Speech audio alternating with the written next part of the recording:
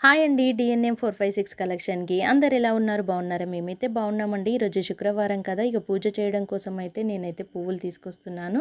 ఇంకా దేవుని రూమ్‌నైతే శుభ్రంగా తుడుచుకున్న తర్వాత పూజ అయితే స్టార్ట్ చేస్తాను. ఇంకా నిన్న పెట్టిన పువ్వులైతే ఎలా వాడిపోయాయో చూడండి.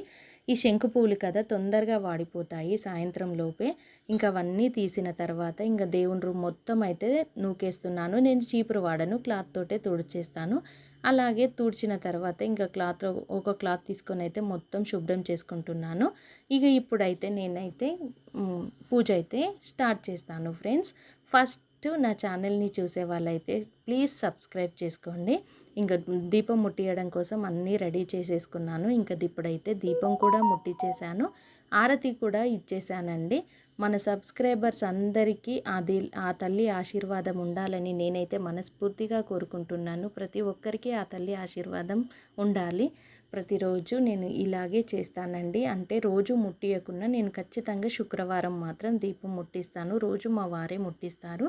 ఆడవాళ్ళకి సెంటిమెంట్ కదా శుక్రవారం. నాకైతే చాలా బాగా అనిపిస్తుంది శుక్రవారం రోజు బేస్తవారం.